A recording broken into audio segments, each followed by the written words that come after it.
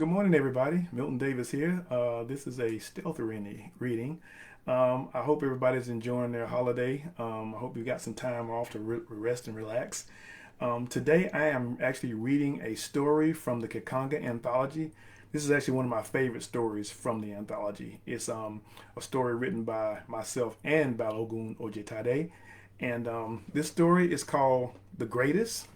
And it's about one of our characters from Kikanga, the character of Kola Kudjo. So let's get started. They came from all over Kikanga, from the arid plains of Fez, the forested peaks of Hyset, the windward Kiswala Islands, and the dense forests of Congo.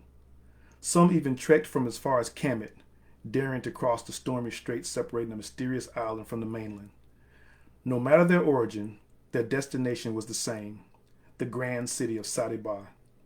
It was Ba Fest, the month-long celebration, the time between seasons when the citizens of Sati-Baa celebrated their good fortunes and the blessings of the Twin Rivers. For 3 weeks, revelers poured into the city, indulging in the excesses of food and entertainment. But on the fourth week, the visitors transformed. It was the build-up to the final event of the celebration, the Abutadili, the gathering of warriors, the greatest wrestling competition in all Kikanga. People flowed toward the massive amphitheater like a swollen river during rainy season.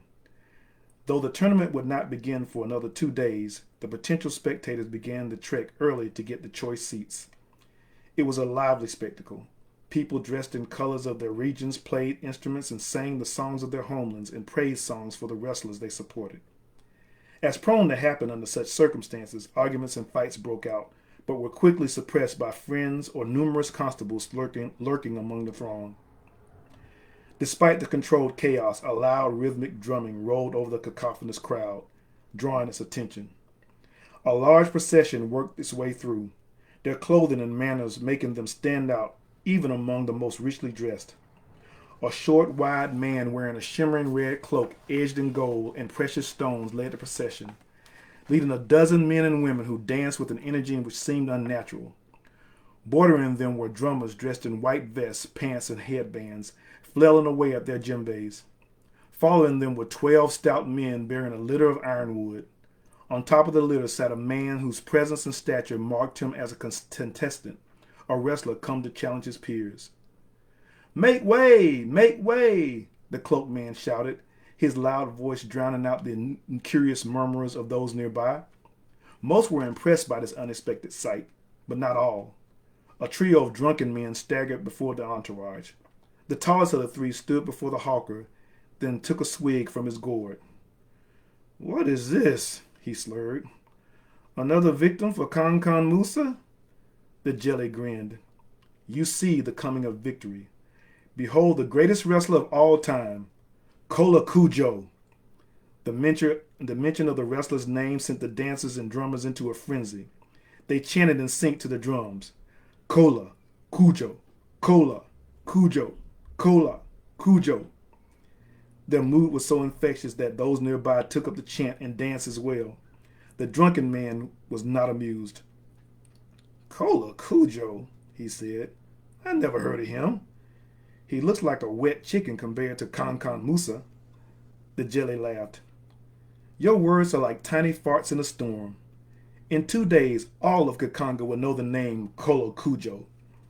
The jelly shoved the drunken man aside as the Kola Kudjo entourage plowed its way through the amphitheater. Spectators followed in his wake, chanting and singing. Kola Kudjo remained silent and unemotional under his beaded veil. The procession advanced up the road to the amphitheater, then veered toward a 3-story stone building beside the venue. It was the wrestlers' temple, the facility where the competing wrestlers resided, trained before and during the tournament. A few of the wrestlers emerged from the temple, drawn out by the crowd and the commotion. The constables hidden among the throng made themselves known. They formed a human barrier between the throng and the wrestlers' temple, armed with their lethal throwing clubs. They parted to let Kola Kudjo and his entourage through. The jelly led them up the hill to the temple entrance. They were greeted by a stout man whose thick arms and broad chest hinted at a past as a wrestler. "What is this?" the man said. The jelly approached the man, then prostrated before him, touching his forehead to the ground as if greeting an oba. The gesture had the desired effect. The man unfolded his arms, placing his hands on his waist. You do us great honor by greeting us, trainer, the jelly said. I am Jamoka Ehoze, Master Jelly of Egbato, and this is Kola Kudjo, the trainer said. I am Yigo, Master Trainer of the temple. You're late. You should have been here 2 weeks ago. The bearers loaded Kola Kudjo's litter. 2 of the dancers hurried to the litter, then rolled out a cotton carpet decorated with abstract drawings of turtles and crocodiles to Jamoke's side. As Kola Kudjo stood, the others fell to their knees. The warrior took his time walking off the litter to Jamoke's side. I apologize for our tardiness, Kola Kudjo said, his voice as masculine as his physique. My preparation for battle rivals that of the Tyrax, and is just as effective. Although I come with respect for my fellow wrestlers, I fear for them. Yigo looked puzzled. Why is that? Because like the Tyrax, I fear that I have been rendered invincible. The trainer's laugh was drowned by a deeper, more powerful voice. Kankan Musa strode through the temple entrance, followed by the other wrestlers. Yigo stepped aside as Musa took his place before Kola Kudjo. Musa was a head taller than Kola Kudjo and twice as wide. If Kudjo was intimidated by the champion wrestler, he did not show it. He looked up into Musa's face, then smirked. You are smaller than I imagined, Kola Kudjo said. And you're exactly what I expected, Musa replied. Your reputation has traveled throughout Khanga, Kudjo said. It will be an honor to face you for the championship. Musa and the other wrestlers laughed. I think there are a few dozen wrestlers that would disagree with you, Musa said. It doesn't matter if they agree or disagree, Kudjo replied. This match is destined to happen. I'm sure you'll be a worthy opponent and handle your defeat well. My defeat? Musa's hands balled into massive fists. Before he could strike, Yigo and Jamoke stepped between the 2 men. This is not the ring, the trainer said. I don't like your attitude, Kola Kudjo. I suggest you find different lodging. I had no intentions of residing in the temple, Kola Kudjo said. The purpose of our journey was to invite my comrades to our camp for the greatest feast they have ever witnessed. It is my gesture to them, an apology in advance for the vicious beatings they will suffer at my hands during the tournament. Yigo rolled his eyes. It's their decision. For now, I must ask you to leave. Kola Kudjo looked past the trainer to the disgruntled wrestlers. The feast will begin at dusk, he said. Our camp is at the lake's edge near the Ironwood Grove. It would honor me if you would attend. Kola Kudjo bowed, then returned to his litter. The bearers lifted him to their shoulders and turned toward the road, then waited patiently as the dancers and drummers took their place. Jelly Jamoke prostrated once again before the trainer and Kankan Musa. I hope you will come, he said. It will be a grand feast. The drummers played and Jamoke scurried to take his place in front of the entourage. They pranced away, Kola Kudjo sitting steady as an eagle on his perch. That man is crazy, Kankan Musa said. He is, the trainer replied. I think I'll break both his arms, Kankan Musa said. You won't get that chance, Yigo said. He won't make it before beyond the first round. If he does, I'll break my own arms. The men laughed and returned to the temple, the other wrestlers close behind. Kola Kudjo's procession marched out of Sati-Baa to their encampment near the lakeshore.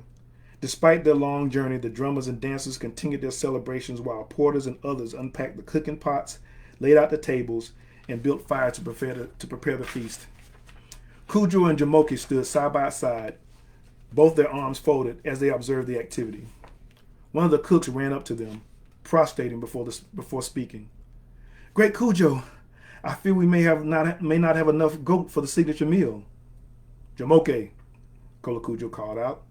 Jamoke pulled his robe aside, revealing a heavy coin pouch.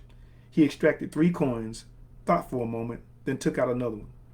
Here, Noma, he said. Bring back the fattest goats you can find. This will be a feast befitting Kola Kudjo's upcoming victory. Jamoke looked to Kola Kudjo for approval. Kola Kudjo nodded his head, and Noma hurried away to the market. As the sun settled behind the Cleve Mountains, the banquet guests arrived. Jamoke met each wrestler and his entourage, honoring them with platitudes and grand gestures deserving their rank.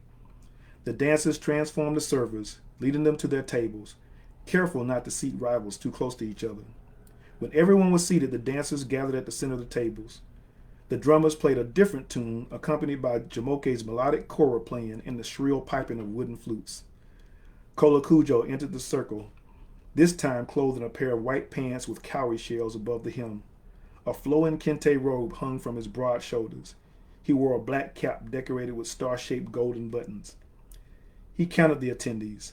10 wrestlers had accepted his invitation, more than he anticipated. He raised his arms and the music ceased. Welcome, my friends. There's a saying in Oyo that states that if you have friends, you will never be alone. Tonight, I invite you all to be my friend. In 2 days, we will be adversaries. But after tonight, we are cohorts. Eat and drink your fill. The drummers and kora players filled the night with music as the revelers feasted. Kola Kudjo sat at the main temple with them all, sharing stories of previous unmatches and victories. Oddly enough, Kola Kudjo added nothing to the conversation. He smiled, clapped, laughed, yet did not add to the storytelling. Finally, Tariq al-Jahim, the towering black-bearded wrestler from Fez, slammed his cup on the table, bringing the festival to silence. Great Kola Kudjo, he began. I take the liberty of speaking for all my friends. Thank you for this wonderful repast and the amazing entertainment. The skill of your drummers is unmatched, and your dancers bring new meaning to the words talent and beauty. Had I known the women of Oyo were so lovely, I would have loaded 4 more camels with the dowry. The revelers laughed as the female dancers pretended to be coy. Yet we have heard no stories from you, my friend, he continued. How is it that you come to be so celebrated in your homeland? What great wrestlers have you defeated to earn the honor to compete with us? Jamoke was about to speak in Kola Kudjo's stead when the wrestler waved him down. I have no stories to tell, Kola Kudjo confessed. All my life I have wanted to be a wrestler. My father, Obadende, spared no expense in my training. I have studied under all the great wrestlers of Oyo. Some that were my teachers are now my students. So amazing are my skills. That's nice to hear, but probably better to say, Al-Jaheen said. But we still have not heard your stories. For the first time since his arrival, Kola Kudjo was hesitant. I have fought no matches, Kola Kudjo finally said. This will be my first tournament. Al-Jaheen's mouth fell open. You have never fought a match, yet you are allowed to compete in the greatest tournament of all Khanga?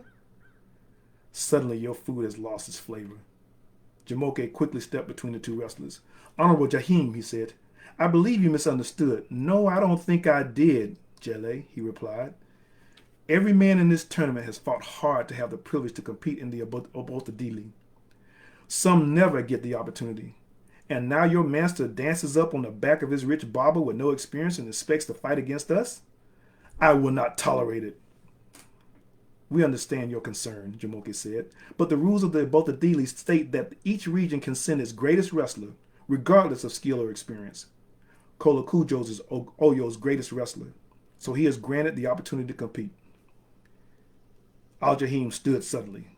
You have no reason to be here, Kola Kudjo, he said. If I meet you on the dirt, I will give you no respect. Nor will I you, Kola Kudjo replied. Al-Jahim pushed himself from the table and stormed away. The other wrestlers followed, more than a few taking a few bowls of food with them.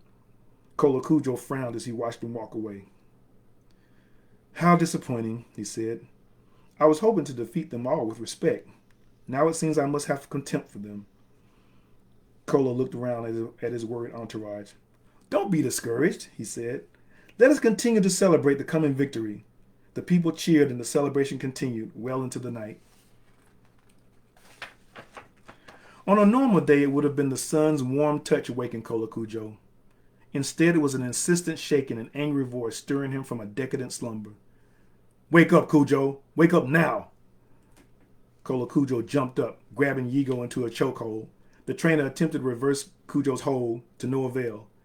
See, he managed to say, this man is dangerous. Kola Kudjo's eyes cleared. A man stood before him, a black-skinned man wearing a constable uniform and holding a throwing club festooned with lake shark teeth. Who are you? Kola asked. And why are you here? I'm Kofi Essien, senior constable of Sati-Baa. Yigo accuses you of poisoning the wrestlers who attended your feast last night. I'm here to investigate his accusations, and if they are true, arrest you. Kola looked dumbfounded. Poison them? I did no such thing. When they left our feast, they were angry and healthy. And now you say they are dead? Not dead, but they might as well be, Yigo said. They won't be able to compete, which was your plan all along. Plan? Kola shook his head. My only plan was to compete in the tournament, defeat everyone, and return home champion. Kudjo, do I have permission to search your camp? Kofi asked. Of course, Kudjo replied. You'll find nothing. The Sati-Baa constables spread out throughout the camp, searching the grounds and baggages under Yigo's scrutiny. Kola and his people sat calm during the search until a loud exclamation drew their attention. Aha! Yigo hurried up to Kola bearing a yellow root in his hand. This is what you poisoned them with, he said. Kola tilted his head as he took the root from Yigo's hand. This? You must be mistaken. This is oburi root. Exactly, Yigo said. He turned to Kofi. Oburi root is a strong laxative. In proper quantities, it can be very poisonous. Nonsense, Kola said. He broke the root in half, then tossed a large piece into his mouth. Yigo looked on in horror as Kola Kudjo chewed the root. Oburi is a delicacy in Oyo, he said. We eat it every day, from the time we are children. Kofi grinned. Apparently, he's developed a tolerance to it. The old constable turned to Yigo. I can't arrest a man for ignorance, although it would make my life easier. Nor can he be disqualified from the tournament. How can we have a full tournament with only half the wrestlers? Yigo asked. That's your problem, Corey replied. All I know is that you will have a tournament. I'm not about to deal with thousands of angry Kakangas if the tournament is canceled. Besides, the Abutha Dili has never been canceled since it began 600 years ago. Do you want to go down in history as be the first trainer to do so? Yigo trembled and pointed his finger at Kola Kudjo. Report to the stadium first light tomorrow morning. Your match will be the first and your last. Kola Kudjo swallowed the root. I will be there, great trainer. The journey to my victory will begin tomorrow. Kola Kudjo sat spread eagle on his haunches inside his tent, which was erected just outside the huge circle of sand within the stadium. It was within this circle that the matches of the Abutha Dili had been held since its beginning. His entourage danced in a circle around the tent, softly chanting, Kola, Kudjo, Ogun, Yeyo, Kola, Kudjo, Ogun, Yeyo. Jamoke handed Kola Kudjo half of a large young coconut. Kudjo dipped his hand into the cool coconut water, then rubbed the back of his neck with it. Now hydrate, Jamoke said. This is the third agbone I've drunk from today, Kola Kudjo sighed. I am going to turn into an agbone if I drink one or more of these. Water constitutes about 66% of the muscle tissue, 25% in fatty tissues, and acts within each cell of your body to transform nutrients and dispel waste, Jamoke said. In each match, taking into account the heat of the auditorium and the intensity of the fights, you are losing more than a quarter of water. So you must hydrate. Okay, I'll drink it, Kola Kudjo said. Of course, after I have felled my last opponent and taken this championship, you will bring me a cask of that famed Sati-Baa wine in celebration of today's victories. Of course, Jamoke replied with a slight blow. Gods! Kola Kudjo looked toward the source of the voice. Tafasi, one of the bearers of Kola Kudjo's litter, stared wide-eyed at the circle of sand. Kola Kudjo crept behind Tafasi. He peered over the litter bearer's shoulder and then focused on the circle. A rail-thin wrestler who stood nearly 8 feet tall was ripping away at his opponent with lightning-fast elbows, knees, and kicks. His opponent, a stocky man with leathery skin, grabbed the thin man's arm in desperation. With blinding speed, the thin man broke out of the leather-skinned man's grip, then yanked the man's head up under his armpit. The thin man wrapped his arm around his opponent's neck, which trapped the man's head against the thin man's rib. The thin man then pulled his wrist up into the leather-skinned man's throat, strangling him with a tight guillotine choke. After a second, the man tapped the thin man's arm in submission. "Who is that?" Kola Kudjo inquired. "He calls himself the Gal," Jamoke said, speaking out of the tent. "He won't tell anyone his real name. I did not know he was in this tournament. I thought they had banned him from the circles of sand throughout Khanga." "Banned him?" Kola Kudjo said. "Why?" "Because he finished his opponents too quickly, from what I heard," Jamoke replied. "Spectators felt that they were not getting their money's worth. Also, his gaunt appearance sickens many." "Well, Gal, Goblin, whatever he calls himself, I'm putting him to sleep." "It looks like you're about to get your chance," Jamoke said, pointing toward the circle, from where they were removing the Gal's opponent. Yigo strode toward Kola Kudjo's tent. "Let's go, champion," Yigo said with a smirk. "The Gal awakes you." "You lied to me, trainer," Kola Kudjo said, springing to his feet. "You promised that I would have the first victory of the tournament." "I promised you the first match," Yigo spat. Kola Kudjo waved his hand as if he was swatting a horsefly. "Match, victory, they are one and the same for Kola Kudjo." "And I did not lie. That unlucky fool was just the Gal's warm-up," Yigo said. "You are, indeed, the first match of the day." Kola Kudjo began dancing before Yigo, swaying from side to side and hunching his shoulders an inch below the trainer's chin. "Good. The heat seems to have sapped the energy of the spectators. Bearing witness to my skills will lift their spirit," Kola Kudjo said. "Now go, trainer. It is time to bless the circle of sand with my presence." The drummers thundered as the chant of Kola Kudjo's entourage grew louder. Yigo stormed off. Kola Kudjo danced out of the tent. Jamoke, Tefase, and the rest of the litter bearers followed closely behind him, matching the wrestler's step. The entourage joined him, the dancers and drummers smiling and waving as the spectators in the packed stadium encouraged them to join in. And they did, shaking the arena with their chanting. "Kola, Kudjo, Ogun, Yayo." Hailing from Oyo and weighing in at 216 pounds, "Kola Kudjo!" Bunseke, the announcer and referee, shouted, his voice echoing through the stadium. A thunderous cheer rose from the crowd.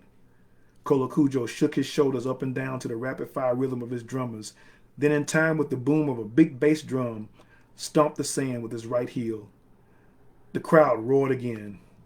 "And on this side," Bunseke began, pointing his fingers at the Gal, who stood perfectly still, staring at Kola Kudjo with a twisted grin stretched across his face. "Hailing from parts unknown, standing a staggering 7 foot 8 inches tall and weighing 161 pounds, join me in welcoming the return to the circle of sand of the enigmatic and oh so dangerous fighter known only as the Gal." A weak applause followed Bunseke's introduction, as the Gal raised his long, willowy arm skyward and wiggled his long, crooked fingers. Bunseke called the fighters to the center of the ring. Kola Kudjo sprinted to his place. The Gal shambled toward Bunseke, the bottom of his feet making scrapping sound noises with each slow step. "Gentlemen, I want a good, clean fight," Bunseke said. "Obey my commands at all times. Defend yourselves at all times. Now, touch fists and return to your sides." The Gal raised his grayish-pink tongue over his scarred and calloused knuckles, then extended his fist. Kola Kudjo ignored the Gal's gesture and backed away to his corner. "Fight!" Bunseke shouted. Kola Kudjo strode to the center of the ring. The Gal circled him, switching between left and right fighting stances with blistering speed. Kola Kudjo rushed forward with 2 brisk jabs, followed by a powerful shin kick toward the Gal's inner thigh. The Gal parried the punches with 2 quick flicks of his wrist, then blocked the shin kick with a spear-like right knee strike. A sharp pain spread up across Kola Kudjo's shin. He felt like he had slammed it into a steel post.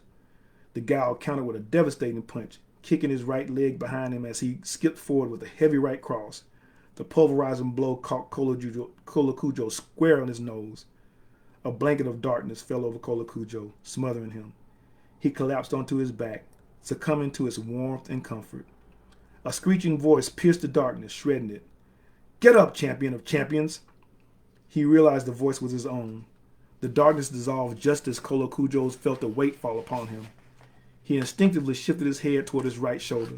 The gal's fist rocketed past him and smashed into the sand, leaving a small crater in his wake. Kola Kudjo exploded upwards with his hip, driving the gal who had straddled him off balance. The gal reached out with both hands, protecting his forehead from colliding with the sand, which was an automatic loss. Kola Kudjo reached up, wrapping both hands around the gal's right arm. He pulled the arm to his chest, holding tight. He then trapped the gal's right foot in place with his left foot. He exploded upward with his hips again and rolled to his left, slamming the gal onto his back. The gal wrapped his skeletal legs around Kola Kudjo's waist, crossing his ankles at the middle of Kola Kudjo's back. Kola Kudjo scooped his left arm under the gal's right leg and straightened his back, breaking the gal's grip. The gal followed Kola Kudjo's momentum, driving his hip high onto Kola Kudjo's chest as he threw his right leg onto the back of Kola Kudjo's neck. The man monster then pulled Kola Kudjo's right arm across his body as he kicked his left leg over his right shin. Kola Kudjo was now trapped in a tight triangle choke that felt like a garrote around his neck.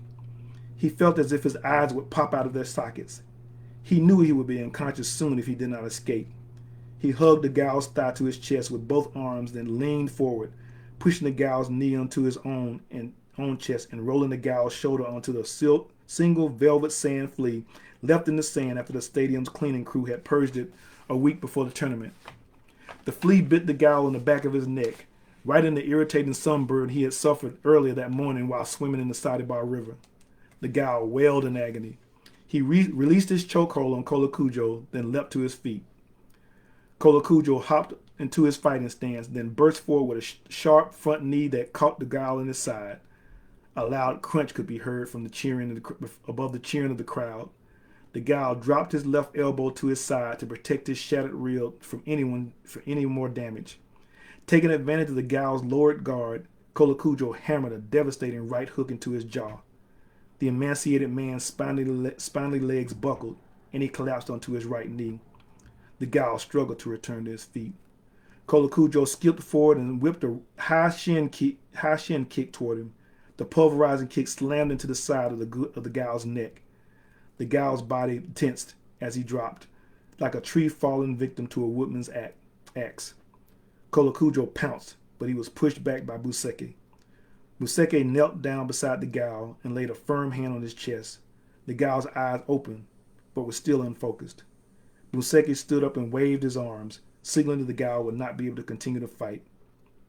Kola Kudjo shuffled around the ring, peacocking for the crowd, who cheered him on with whistles, claps, stomps, and the chanting of his name. Kola Kudjo, Ogun, Yeyo, Kola Kudjo, Ogun, Yeyo. Jamoke and Kola Kudjo's entourage rushed into the ring, joining Kola Kudjo in his victory dance. The referee grabbed Kola Kudjo's wrist and coaxed him to the center of the ring. The winner, Bunseki said, and the first to move on to the semifinals is Kola Kudjo. Bunseki raised Kola Kudjo's hand in victory. Standing at the side of the circle, Yigo fumed. Kola Kudjo smiled at the trainer as he danced back to his tent. Kola Kudjo sauntered down the walkway leading to the circle, moving in time with the rhythm of his theme music. His dancers somersaulted, leapt, and shimmied on each side of him as he strutted. Jamoke walked closely behind him, his hands on each of the wrestler's shoulders. The thunderous cheer from the spectators in the stadium was deafening. Sati-Baa, it's time. Bunseke's voice was unnaturally powerful, resounding over the music and the roar of the crowd. Kola Kudjo figured the referee used some spell to enhance the volume of his voice. The semi-final battle you have been waiting for. Yes, this Ubotadili has been shorter than most, due to an unforeseen mishap that made half of our fighters ill, but it has been more spectacular than ever. The spectators cheered. Kola Kudjo sauntered into the circle. He knelt in the traditional salute of Oyo, facing the north, the south, the west, and the east, then slapped the ground 4 times, alternating between his palm and the back of his hand, signaling that all on earth and in the very heavens above would witness him bury his opponent, Yoro Ida. Kola Kudjo intended to end Yoro's career because Yoro happened to be Yigo's eldest son. He stood and danced to his side of the circle. Jamoke whispered in Kola Kudjo's ear as he massaged his neck and shoulders. Stay alert, Jamoke said. The guy will hit you with some very hard blows, but this Yoro is even stronger. We know you will win, but we don't want you to get hurt doing it. See, this is why you had to be so great at the spiritual practices, Kola Kudjo said. You just don't understand how wrestling works. If I win too easily, too quickly, like the Gao, I will not be invited to any other matches. Great champions are as much entertainer as warrior. So you wanted the Gao to knock you on your back. I understand now, Jamoke said with a smirk. You got the camera on? Yeah. It was not a conscious decision, Kola Kudjo said. At my level of skill, such things are beyond thought. They are purely instinct and would amaze even me if anyone else was to achieve such wondrous feats. Yoro Ito sprinted down the walkway. His jelly sprinted behind him, holding an ornate golden sword with a jewel-encrusted hand high above his head. He jumped into the circle, then performed a brief but complex shadowboxing combination of kicks, punches, and sprawls and rolls. The crowd roared in approval. They love me, Yoro shouted, shuffling backward toward his corner. They love me. Bunseke raised his hands high above his head and shouted, Let's get ready to wrestle. The spectators clapped, screamed, stomped, and whistled with zeal. On this side of the circle, Bunseke said, pointing to Kola Kudjo, Helen from Oyo, standing 6 feet 2 inches tall and weighing in at 216 pounds, Kola Kudjo. More cheering rose from the crowd. And on this side, Bunseke said, pointing toward Yoroida, he hails right from here in Sati-Baa. The spectators erupted in applause. He stands 6 feet 4 and weighs at 204 pounds, Bunseke continued. With a professional record of 15 wins and no losses, the undisputed, undefeated champion of Sati-Baa, Yoro Ito.